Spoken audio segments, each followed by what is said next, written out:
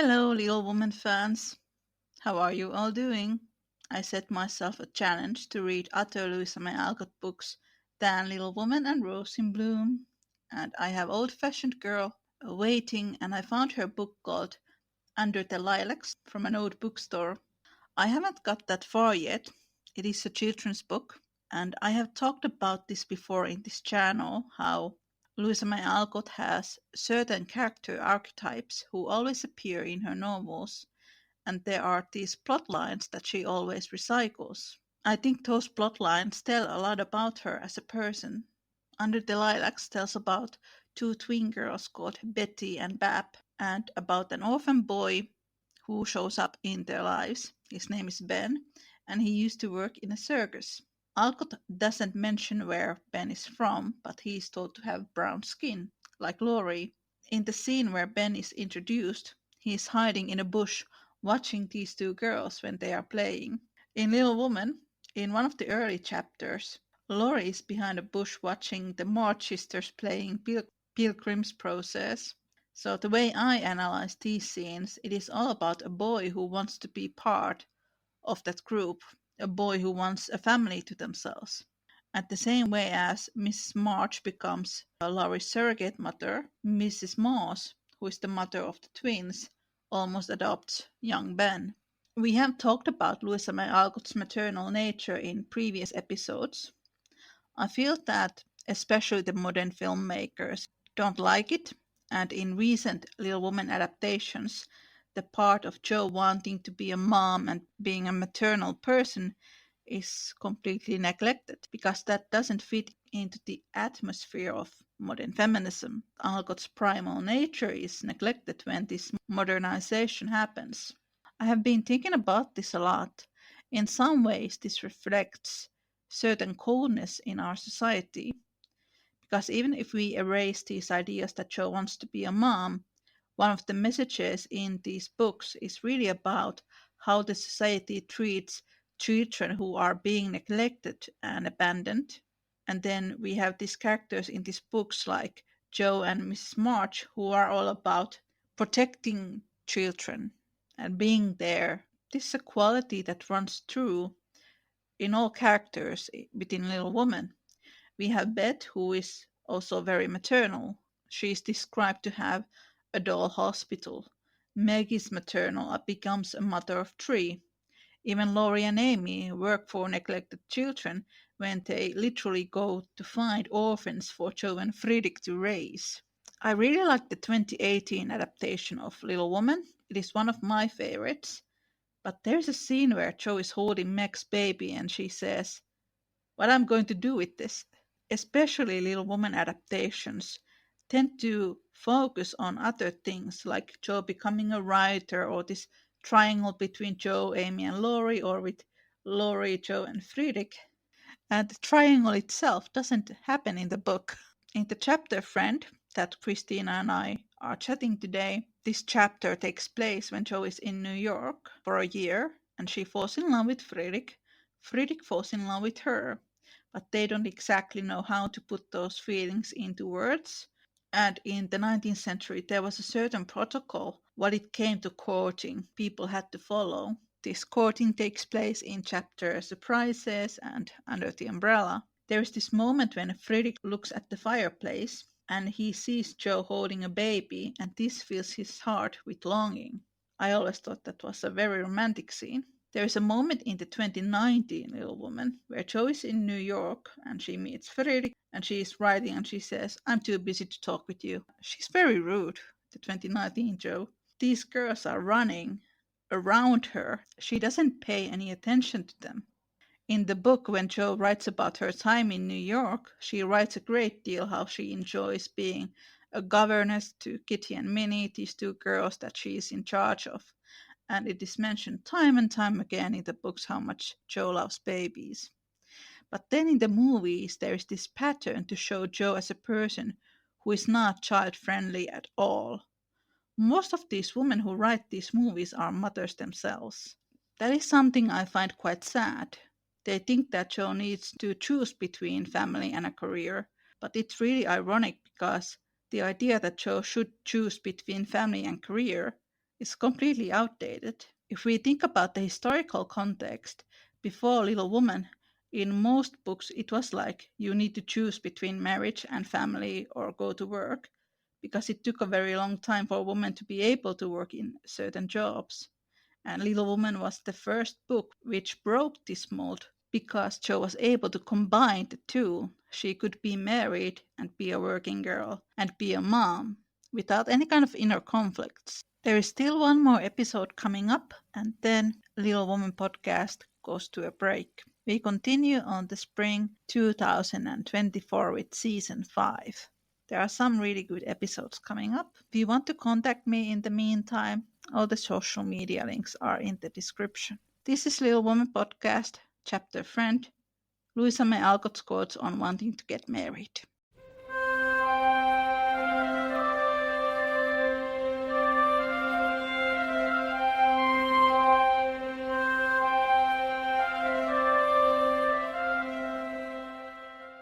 As soon as she went to her room, she got out her papers and carefully reread every one of her stories. Being a little short-sighted, Mr. Bear sometimes used eyeglasses, and Jo had tried them once, smiling to see how they magnified the fine print of her book. Now she seemed to have got on the professor's mental or moral spectacles also, for the faults of these poor stories glared at her dreadfully, and filled with her dismay. They are trash, and will soon be worse than trash if I go on, for each is more sensational than the last. I've gone blindly on, hurting myself and other people, for the sake of money. I know it is so, for I can't read this stuff in sober earnest without being horribly ashamed of it. And what should I do if they were seen at home, or Mr. Bear got hold of them? Jo turned hot at the bare idea, and stuffed the whole bundle into her stove, nearly setting the chimney afire with the blaze. Yes, that is the best place for such inflammable nonsense. I'd better burn the house down, I suppose, than let other people blow themselves up with my gunpowder, she thought, as she watched the demon of the Jura whisk away, a little black cinder with fiery eyes. But when nothing remained of all her 3 months of work, except a heap of ashes and the money in her lap, Jo looked sober as she sat on the floor, wondering what she ought to do about her wages. I think I haven't done much harm yet, and may keep this to pay for my time, she said after a long meditation, adding impatiently, I almost wish I hadn't any conscience. It is so inconvenient. If I didn't care about doing right and didn't feel uncomfortable when doing wrong, I should get on capitally. I can't help wishing sometimes that father and mother hadn't been so dreadfully particular about such things. Ah, Jo, instead of wishing that, thank God that father and mother were particular, and pity from your heart those who have no such guardians to hedge them round with principles which may seem like a prison walls to impatient youth, but which will prove sure foundations to build character upon in womanhood. So Jo burns her sensational stories, and then she looks them with new eyes. This is the way I look at some of my old paintings, I guess. Yeah. Or some of my old writings. Yeah. Just like how I felt with that one story I mentioned earlier that I wrote in high school, just like, oh, no, just, eh. So I think that, it took a lot of, courage for her to do that, and let's just say moralistically, did it do any harm? No, but, it hasn't, inspired someone to go out into the world and do harm, but still it was a harm to her psyche, it was a harm to her writing, because it really was bringing her down when she should have been going up better. It's funny, this part where she talks about, I wish she didn't have a conscience, but I don't think she really means that. I think for, as many of us would feel that sort of, I wish that I could just be able to do whatever, like there are times like I sit here and go, I just wish I wasn't the bigger person. I wish I could just be petty and mean and not do the quote unquote right thing, but in the end, it's actually, you don't want this to continue on, and you really should be the bigger person in this case. So I definitely can understand what she feels. You just have that feeling of like, I just wish I wasn't so nice, or I wish I wasn't, I wish I could just break out and just say what I want to be and say, but you know that it's actually not really going to be a nice thing to say or the right thing to do. So that's the last thing you want to be, is to be like that person that you're angry at, or that feeling is definitely a relatable feeling, because I think all of us at one point wish we weren't like ourselves and was able to do this thing that is crazy and mean and wild, but in the end we know, it's actually probably best that I don't, because it's not going to have a good outcome if I do. Friedrich says that it harms children. He doesn't want his nephews to see those stories. And it's always so weird to me when people say that, oh, Jo gave up her writing and Professor Bear forced her to start a school for boys, where I don't know where they get that, because in the book it says that it was Jo's idea. Throughout the entire novel, there are these mentions how much Jo loves kids and how much she loves boys. When she thinks about how much her work harms young children, is something that she begins to look at with more critical eyes. And I was reading once again these stories about Frank Leslie and his newspaper, how they like to add these very gory illustrations there and very shocking material. I don't know how shocking it would be these days, but very shocking then. You probably wouldn't still want kids to see that kind of horrifying stuff, like you said.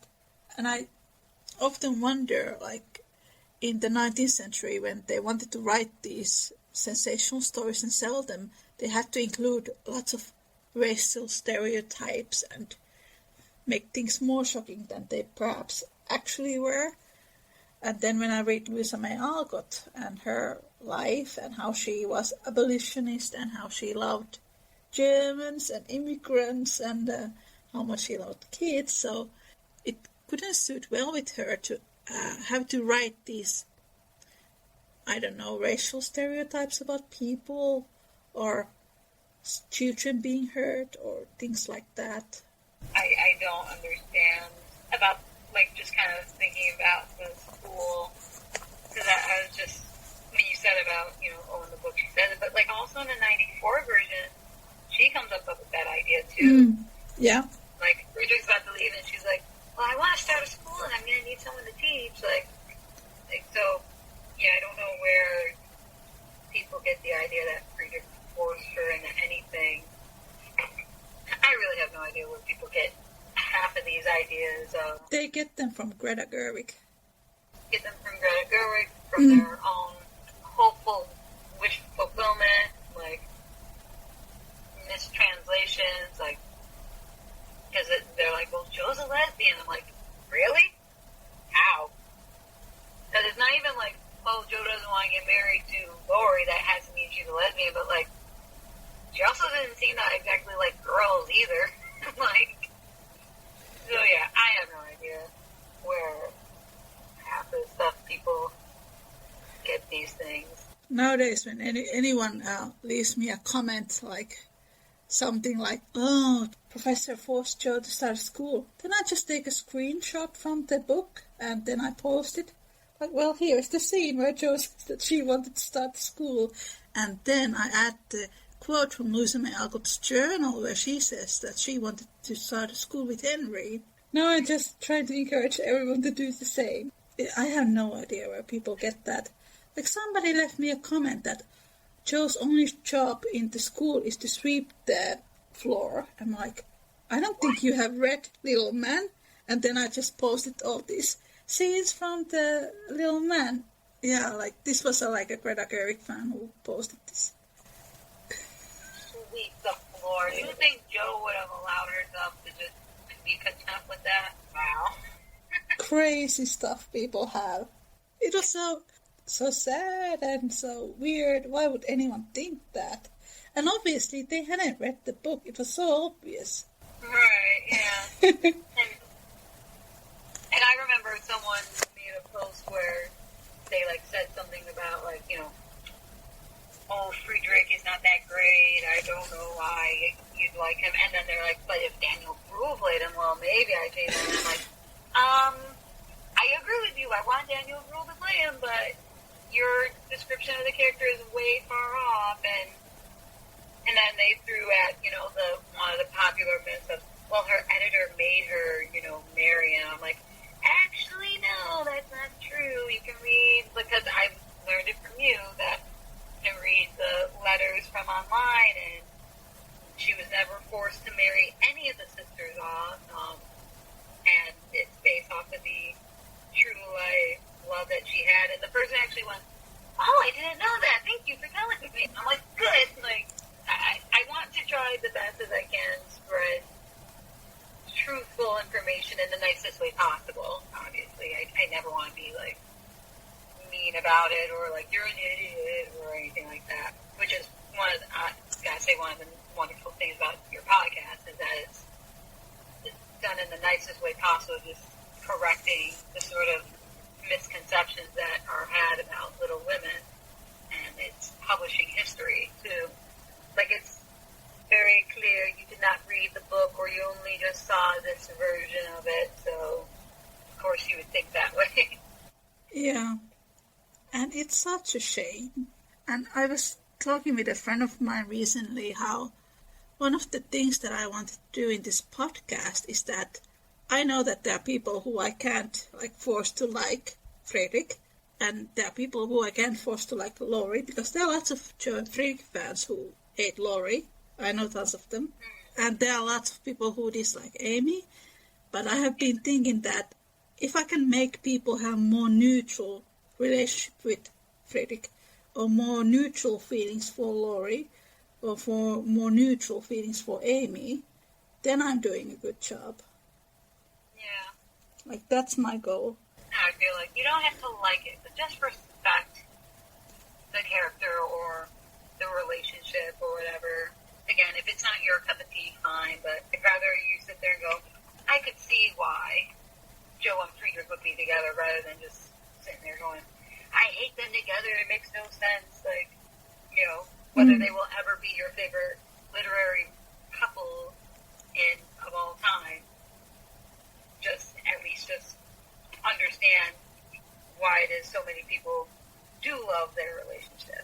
That is, I agree, is kind of the goal. Just have a more neutral, or at least a little bit of a respect and understanding of why fans like this character and or pairing.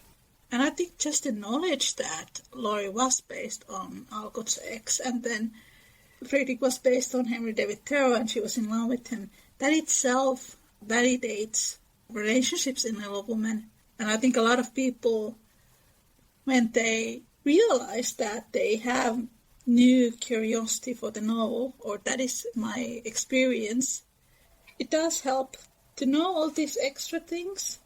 I don't think people need to read Little Woman just to appreciate Jo and Friedrich, but just the knowledge that there was a real-life basis for things. Because Louisa May Alcott, she wrote so much from her personal experience. And just that these certain characters, they appear again and again in her novels, I just think it's interesting. It sort of validates this idea even more. There was a real-life Laurie and there was a real-life Friedrich. And there's a reason why Jo says no to Laurie in the book, which is not really in the films. But when people understand that, it makes it easier for them to digest why these couples work in the novel.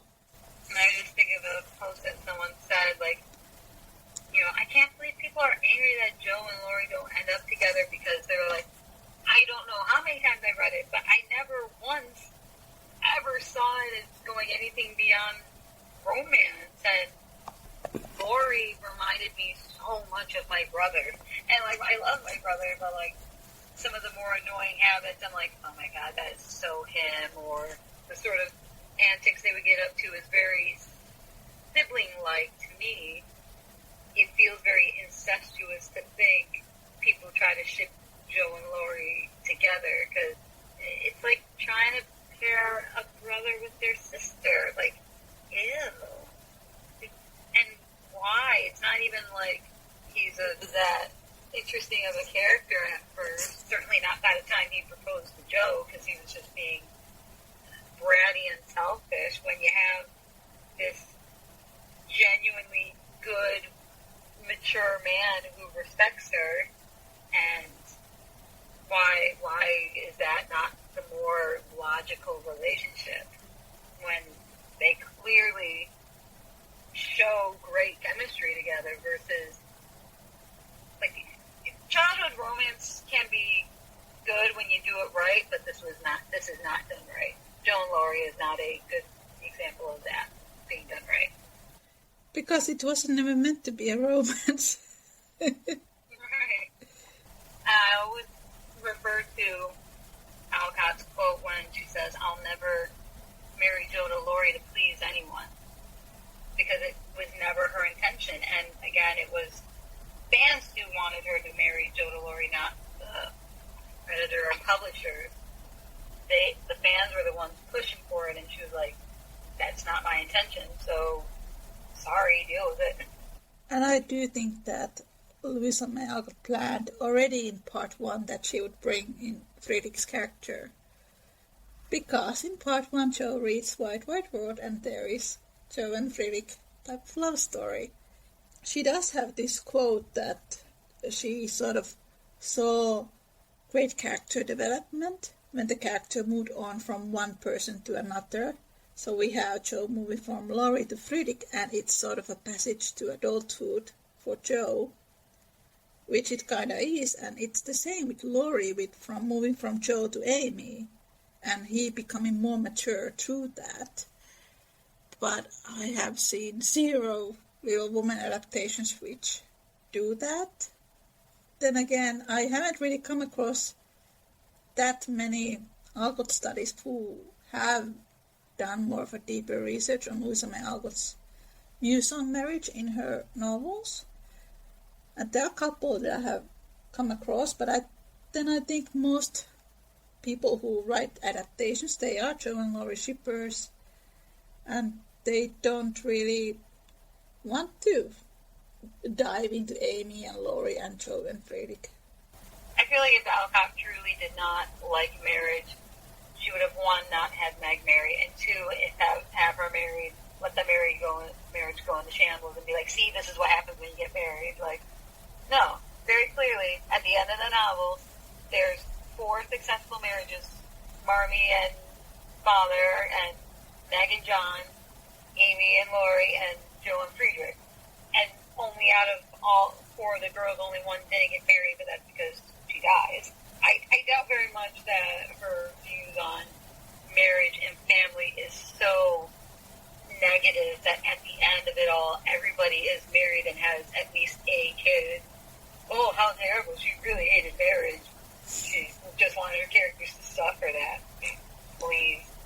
I just always go back to that quote where she writes that next life after her death, she's going to have kids and a husband and get those things that she didn't have in this current life. And it's, once again, I think it's really sad that she thinks that way, that she has to sort of live this lonely life and then in her next life get the things that she wanted. Then again, I think it's some kind of a coping mechanism, because when Henry died, quite soon after that, she enlisted to go to the war and work as a nurse there. I don't want to say that she had a death wish, but I think she lost some kind of a basis from her life when he died. I think it explains a lot. There's this Alcott schooler, Susan Bailey. She runs the blog. Louisa May Alcott is my passion, and she has this whole section of these books and how Henry David Thoreau appears in them in Louisa May Alcott's novels. Wink, wink to everyone. And then there is the Larry Wisniewski. He also appears in her novels. So It's always these two guys that pop up here and there. Sort of picking back what you said about, hoping that in the next life she'd have it.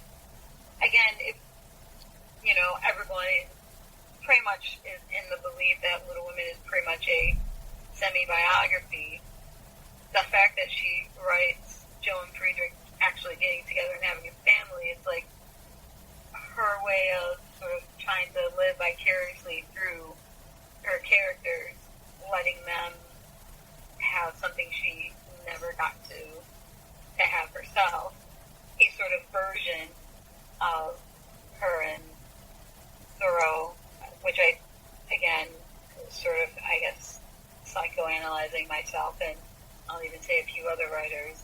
Writers tend to do that because it's the one escape that they've got, the one chance that they're able to say or do the things that they never had the chance to do, and it's some sort of, as you said, like coping mechanism to sort of get through the loss of something.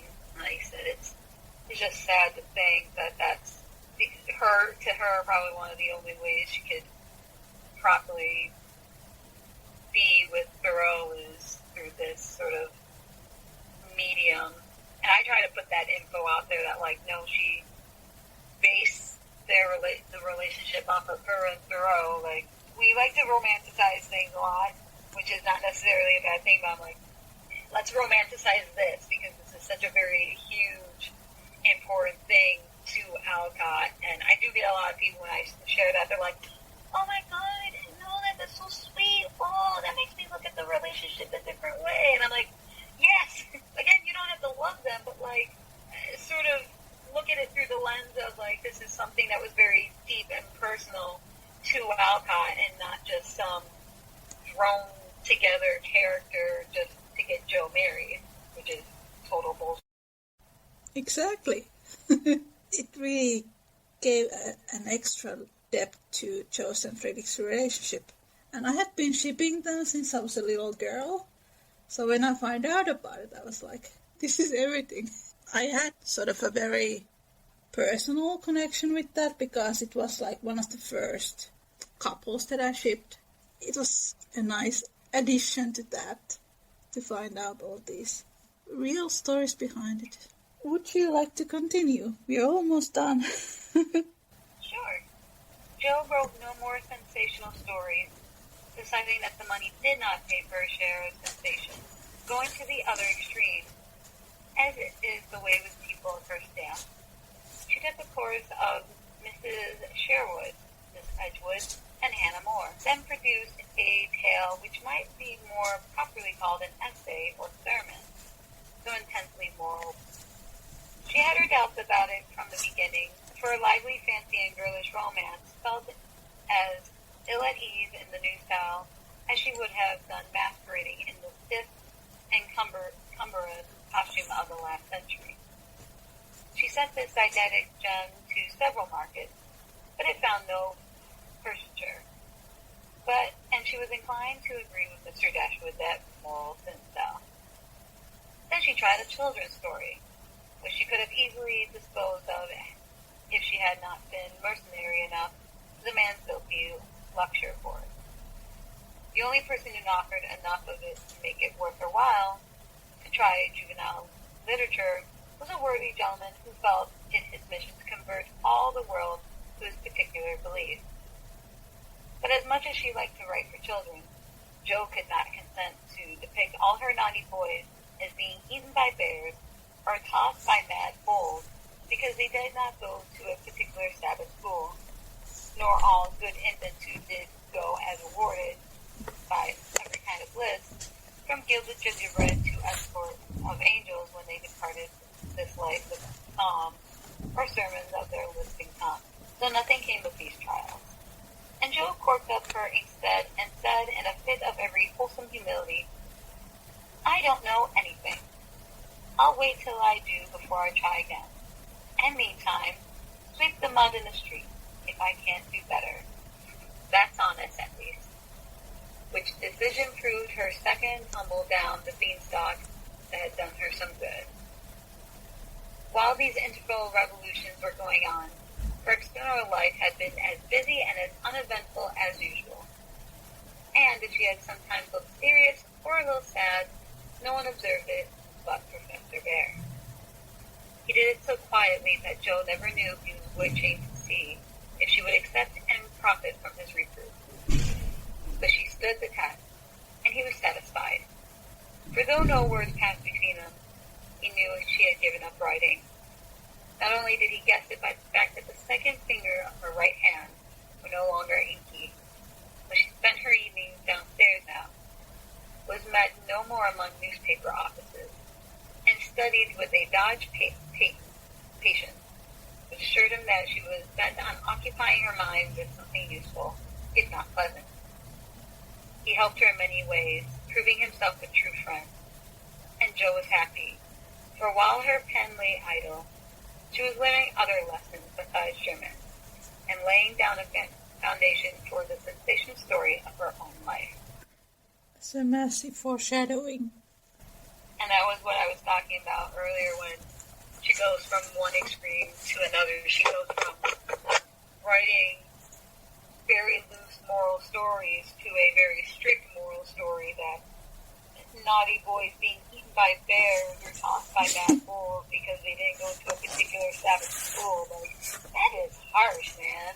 But good for her to kind of decide, if I can't write anything that's going to speak to me, then might as well just wait.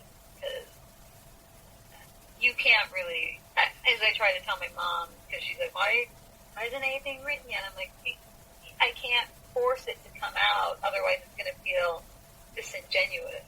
Jo at that point clearly did not feel like her heart and soul was into it. And I think sometimes taking a little break from writing helps, because otherwise you're just going to be overwhelmed with trying to write and trying to get this done and dealing with whatever else is happening in your life. As they say, prove that her second tumble down the beanstalk had done her some good. I had written here that beginning of this chapter, there's this moment when she talks about her work, but the means she took to gain her end were not the best. Also, too very happy in the social atmosphere about her and very busy with the daily work that earned her bread and made it sweeter for the effort, Jo still found time for literary labors. And then we have here the part where she says, she would rather sweep dirt from the ground, for it's honest. And I was thinking, in the 2019 film, Jo didn't pay any attention to the children in the boarding house, and that bothered me. Yeah, you said that. I even sort of one of the things that helped give her, I guess, passage to the boarding house was her being the tutor, however you want to say, to the kids. And yeah, never really saw her interact with them. The first time when you see her, she's like, oh, I'm so busy working. And then the kids are just running there without her. And she's supposed to like it. She's supposed to work here as a governess. She would rather swipe the dirt on the street because it's honest work. That's more Jo to me. And I remember reading from Louisa May Alcott's journal, once again, that she wrote that she was looked down upon when she was working as a governess, but she was proud to do that because it was honest work. A couple of chapters before this, there's this moment where Jo is annoyed because some of the young men in the boarding house, they make fun of her because she is a governess. It was a very common job for women, but it wasn't very respected. Friedrich, he understands why Jo is a governess, and he understands why she wants to write. It's sort of a bridge between this section to the next one. When Jo quotes Friedrich when he says earlier about sweep mud in the street, it shows that she's listening to him and respects his ideas and thoughts. And then in the next paragraph, when she stops writing, they say, if she sometimes looked serious or a little sad, no one observed it but Professor Bear. Him noticing that really shows how much he pays attention to her and really knows her character, because even if she is not making a big show of it, he notices that there isn't that inky finger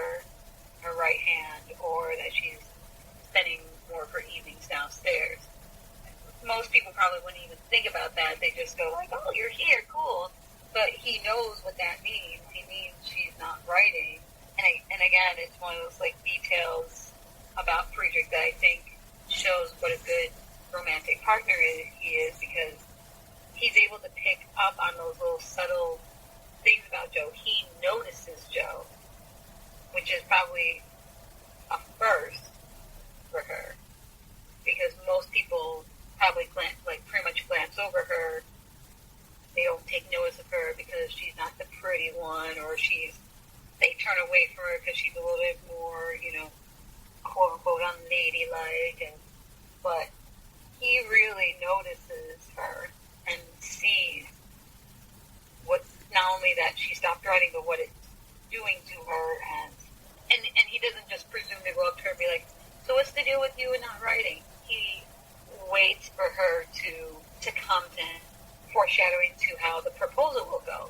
He waits for Jo to give him the sign that it's okay to propose, rather than just assume that she feels the same way, because he doesn't really know if she does feel the same way, and he would never dare to presume nor do anything that would risk the good friendship they already have.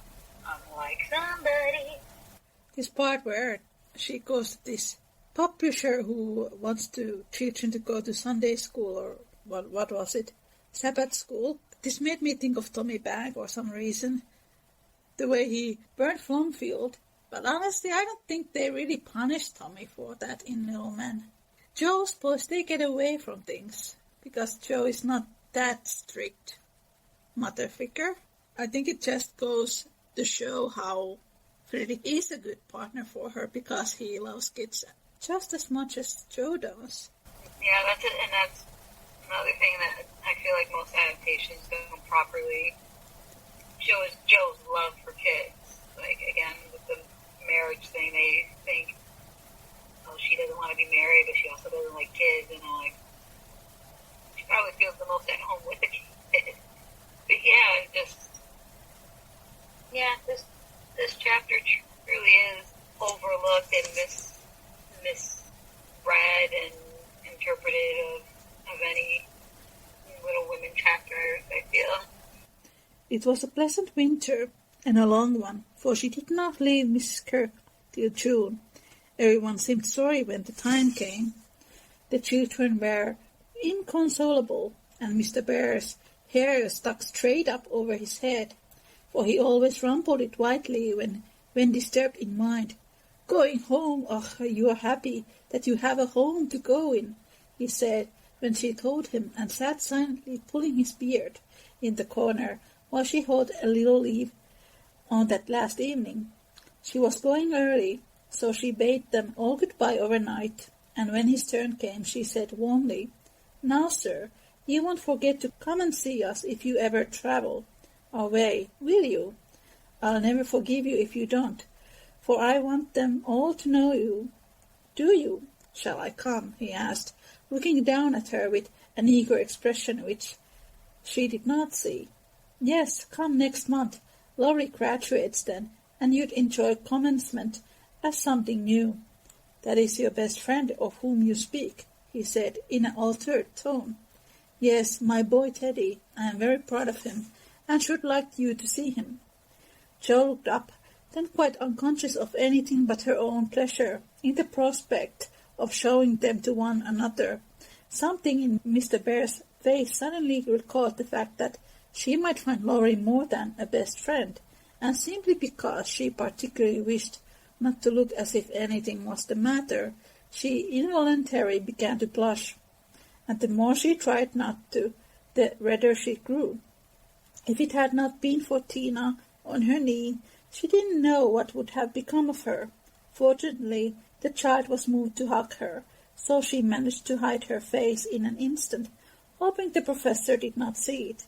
But he did, and his own changed again from that momentary anxiety to its usual expression as he said cordially, "I fear I shall not make the time for that, but I wish the friend much success and you all happiness. God bless you." And with that he shook hands warmly, shouldered Tina, and went away. All right. I always really liked this scene. Yeah. I always saw this whole time period that Jo is in New York as her sexual awakening. And it happens when she hangs out with Friedrich.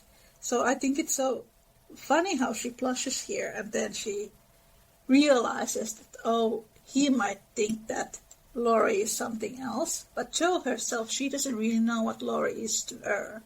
Like, she knows that she doesn't like him romantically. She doesn't quite know. Obviously, she definitely knows she's not romantic with Laurie, but it is kind of telling that she blushes, Friedrich, thinking that she and Laurie are together, when if she had just been just thought of Friedrich as just a friend, she'd be like, oh no, it's not like that. It's not like that at all. But I feel like it's a little bit telling that she's having more feelings than she imagines, because why would she feel so kind of embarrassed or concerned about whether or not Friedrich thought that she was in a relationship with Laurie if he was just merely a friend. So I think that... And I think you said in our last discussion that in the back of her mind, Jo must have knew about these expectations, that there were people who thought that she and Laurie would become a couple because they are such good friends. So I think she knows about these expectations, but then the whole reason why she's in New York because Laurie was harassing her and it made her feel uncomfortable. And Friedrich knows nothing about really the expectations. He only knows of Laurie of what Jo tells him, so he doesn't have that same background as, let's say, Marmee or Laurie's grandfather has.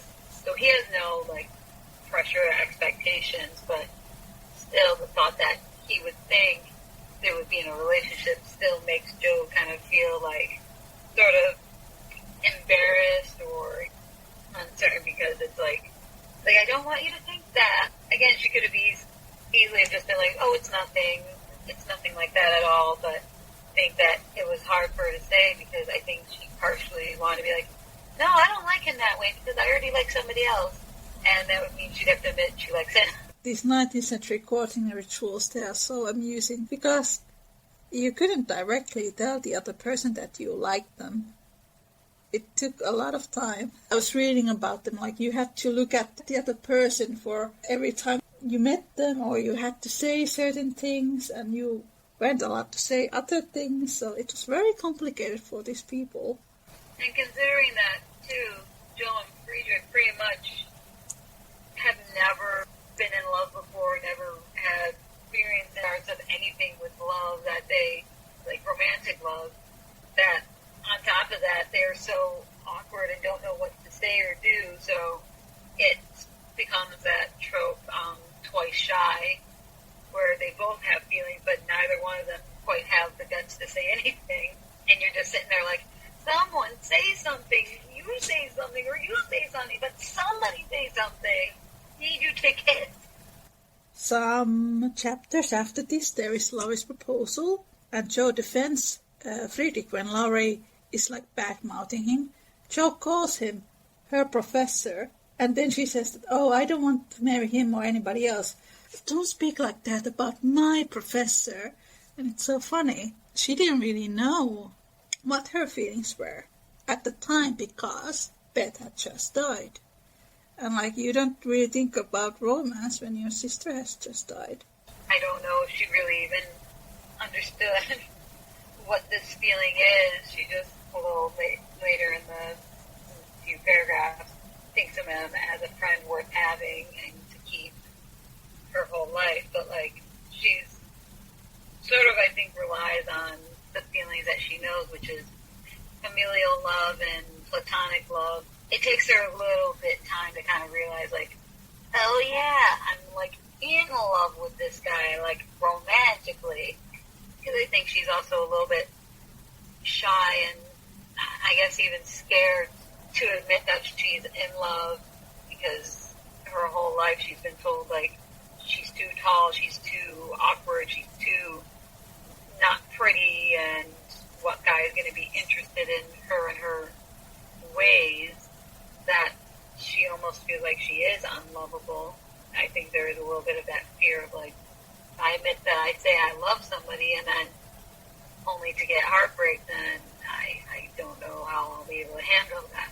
So I think that's probably partially why it took her a while to really confirm that she has any sort of feeling beyond friendship with Friedrich, because she just was scared to. But somewhere in the back of her mind, her subconscious knows. Like, her subconscious is the chorus from I Won't Say I'm in Love, the Muses, while her consciousness is Bagheera going like, no, I'm not going to say that I am, because I can't.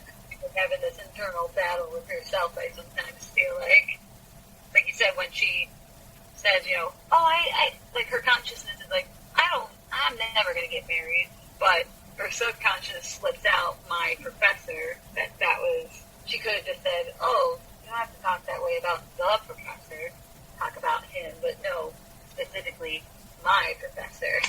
Very, very suspicious. It's so funny the way she just burst out. Oh, my professor. I love it. It's the best part in Laurie's entire proposal. Yeah. It's also really funny when Laurie says, I gave up cigars and billiards. Okay, like, good for you, I guess. You won't smell like a Cuban cigar or whatever. The other part I really like about that scene is when Laurie is all like, guilt trip her and be like, you will marry, you'll live and die for him. And she's like, yeah, I will. If that guy ever comes, but guess what, Laurie, it's not you. Like, I love that she throws that back in his face. At that point, he had been really jerky with her, and she had been as nice and mature about it as she could, and then she was just like, you know what? Fine, I'll get real jerky with you, too. If I ever do meet that man, then I will live and die for him, but it ain't you, man. It ain't you. I definitely think Jo had a crush on Friedrich already in New York, but I think she didn't even want to admit that to herself. When she's in New York, the way she writes about him to her mom, Mommy knows exactly what's going on. I think she calls her letters. Yeah, very berry. Very berry, yeah. Mommy knew. Right from the letter, I feel like she knew.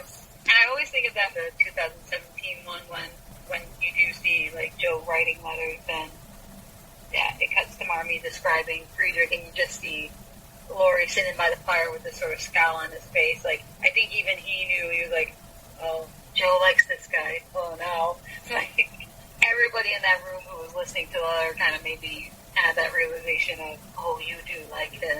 I'm trying to think of specifically the year. It's 70-something, but it's the William Shatner one with He's Friedrich, where Jo and Beth are at the beach, and Beth goes, oh, did you get another letter from your professor? And Jo like, takes like a moment. She's like, what? Oh. And then she's like, please, I'm like, my professor. And Beth just kind of gives her a look like, yeah, sure he is. Very, very clear that he's your professor.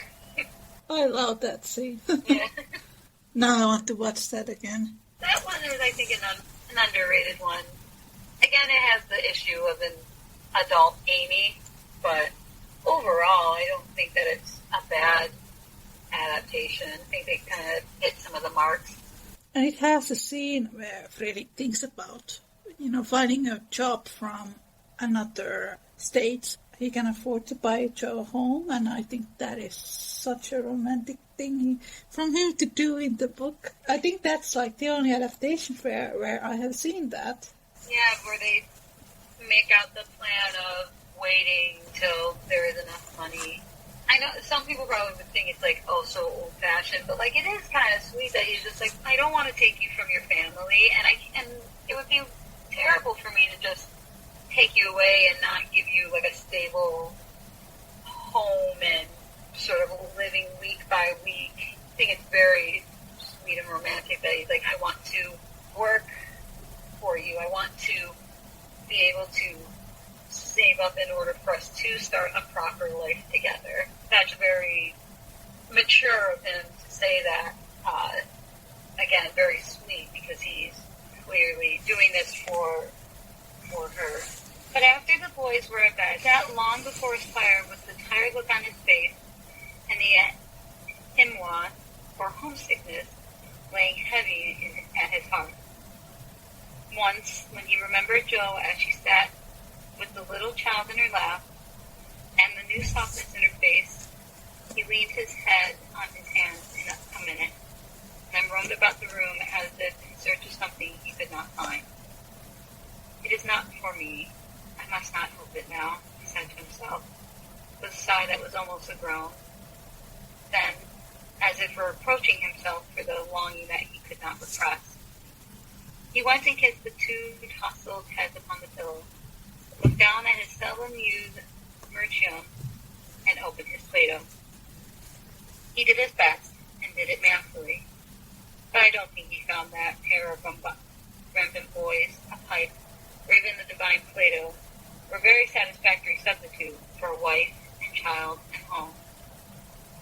Early as it was, he was at the station the next morning to see Jo off, and thanks to him, she began her solitary journey with a pleasant memory of a familiar face smiling its farewell, a bunch of violets to keep her company, and best of all, the happy thought: "Well, the winter's gone, and I've written no books, earned no fortune, but I've made a friend worth having, and I'll keep him all my life."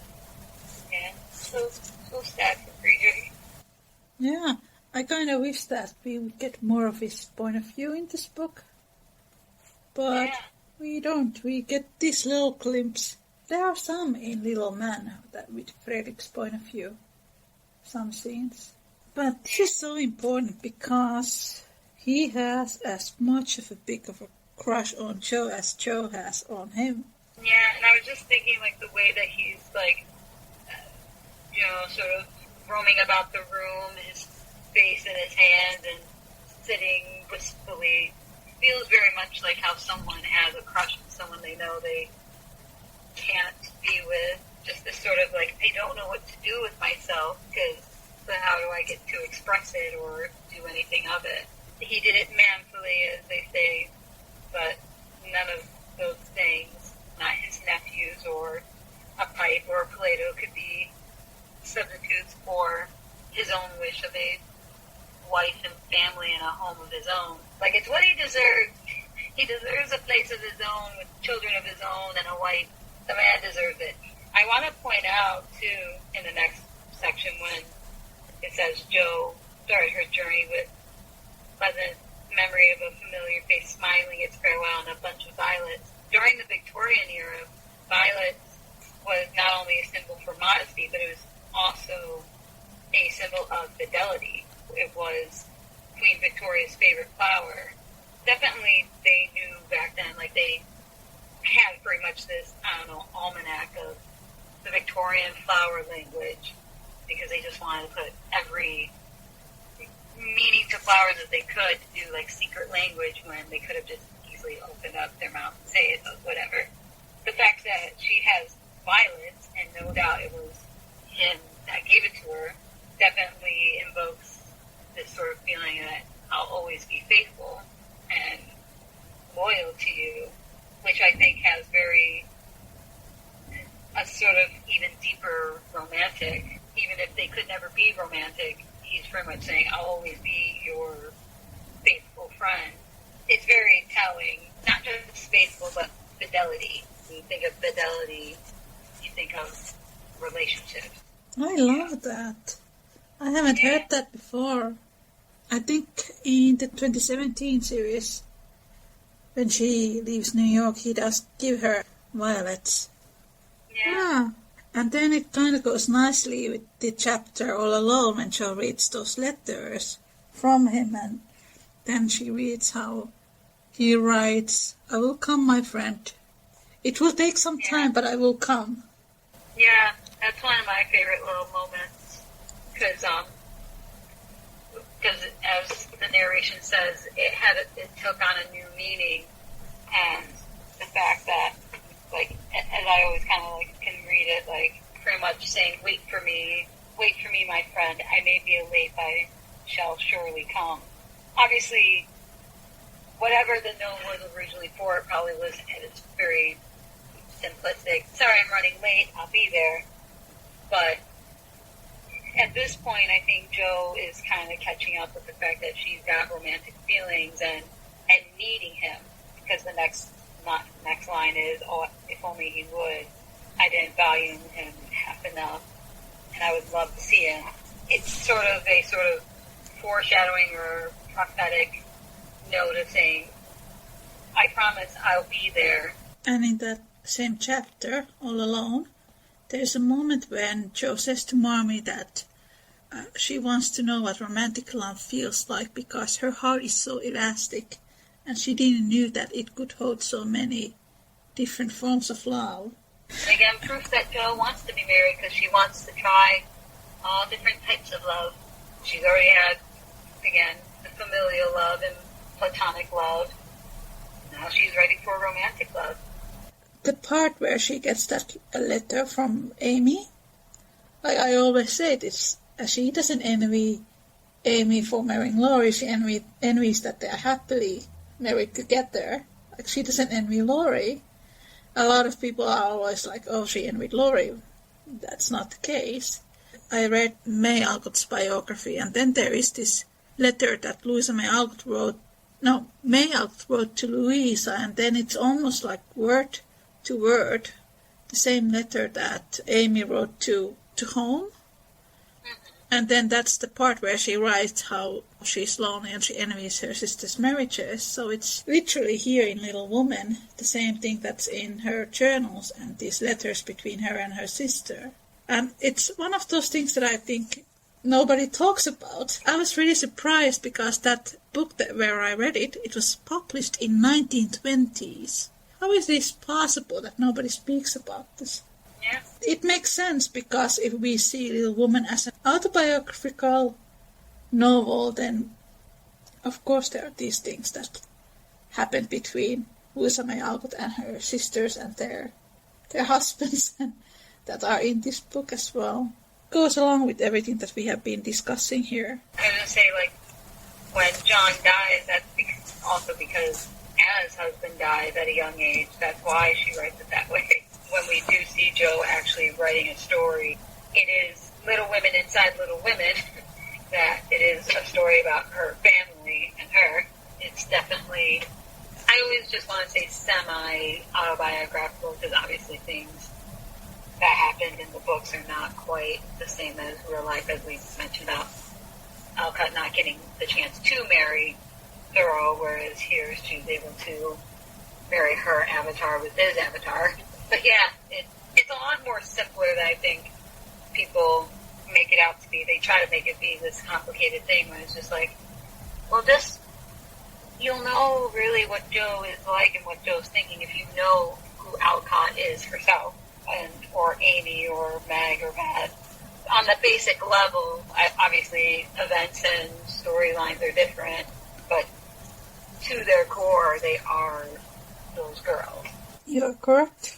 There's this part where he speaks about Heimweh, or homesickness, lying heavy at his heart. I think this is also one of those things that is really ignored in the films because Friedrich is an immigrant.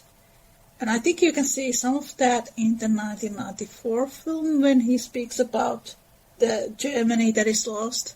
When you are an immigrant, you don't really belong to anywhere. You have certain level of rootlessness. When I was living in the UK, I had times when I wished that I was in Finland, and when I was in Finland, I wished that I was in the UK. You get this sort of certain level of rootlessness where you don't really belong to one place completely. But then in Germany, this idea of Heimweh, the homesickness, it was also seen as this romantic idea of belonging to not just one place, but to another person or to a family.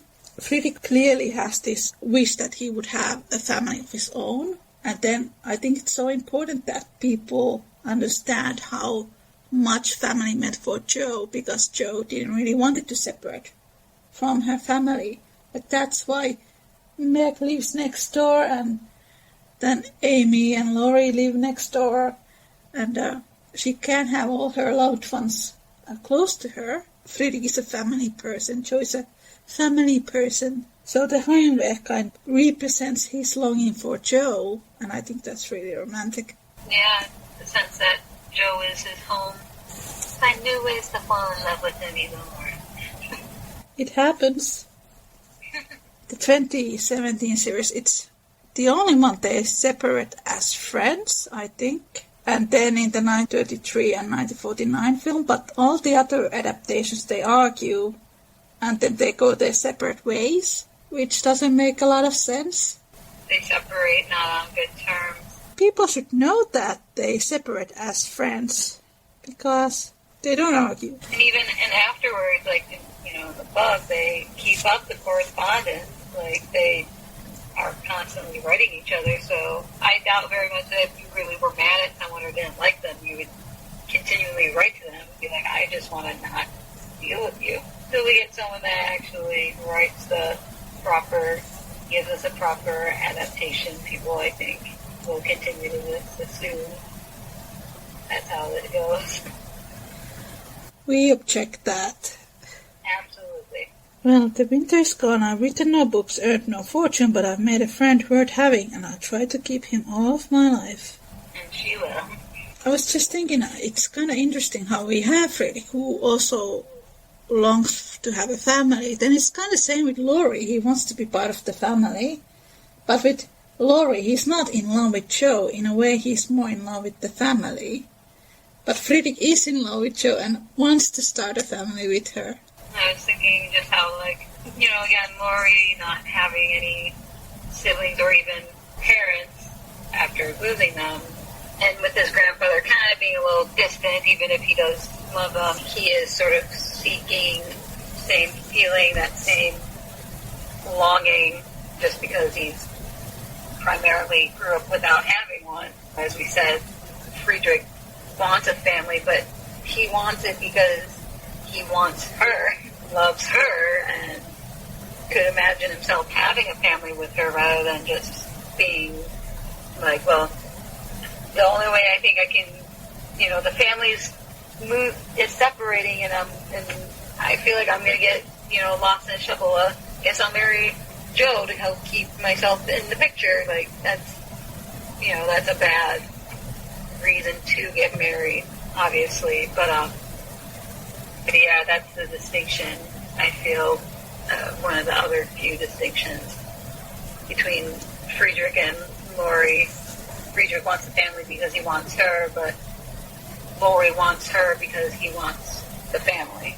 You know the song Sound of Silence in the Little Woman musical? Mm-hmm, yeah.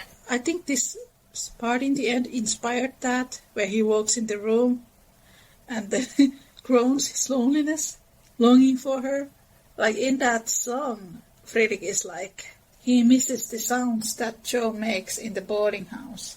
He misses that sort of chaos that she brings to his life. He's gotten so used to being with her that it feels strange now not to have her. Like, and I think there was a fanfic that was inspired by that, because I just kind of remember he like makes a noise and Mrs. Kirk is like, "Are you okay?" And he's like, "I just had to make noise." And she's like, "Why?" "Because it's too quiet." And she's like, "Okay." But like the narrative is about him missing the noise because he's been so used to Jo making noise and quote unquote bothering him, but he loved it. Just feels strange not to have her around. I just realized now I think that fan fiction was inspired by that song. And it's such a good song. It starts very slowly and then it becomes this massive drums, and it describes Friedrich's character really well, how he kind of is this steady and stable person, and then he has all these feelings inside, big feelings when he falls in love with Jo. But I think the musical does it really well with Jo and Friedrich when it portrays these things that they want from each other, or what they contribute to each other's lives. The way Friedrich becomes more active and more brave, and then Jo becomes more stable, and she doesn't take everything too personally. I think in that scene, it's like he's reading a letter from her and says something like, she asks how I am, but how can I say? Like, and like you said, vents out all this frustration, all these feelings, and then just goes back to the letter and just like, I'm good. Yeah. Like, I have all these feelings, but can't say that I'm doing all right, even though I am just feeling it all inside. It's so funny because it reminds me of work, Story of Experience, Louisa May Alcott book, and then there is the character of David, and he's such mild-tempered person, but then it goes to the scene where he expresses love for Christy, and he just bursts everything, and he's filled with emotion and feeling, and just like Friedrich in the music, or here when he's roaming in his room. He's like a man in his 40s, acting like a, as they would say, schoolboy in love, and it's like, aw, it's kind of sad. You want him to have that love, but then it's also kind of sweet. Like, that's just adorable. You have a crush. It's like that incorrect quote when person A is like, babe, you had a crush on me, and person B is like, we're married. Like, I had a crush on you. It's just perfect. I think Little Woman musical should be adapted to a movie or an animation. I don't know why they haven't done that before. Yeah, I don't know. I mean, I've heard the cast recording, but I've never actually got a chance to see like the whole thing live, and I've only seen like whatever clips that people put up on there. But yeah, it has good music in it, and it's something different. I think the musical does best job with Jo and Friedrich. I would change Amy and Laurie's story a bit more deeper, but other than that, it's pretty perfect. I definitely think it's one of the best when it comes to Jo and Fritz.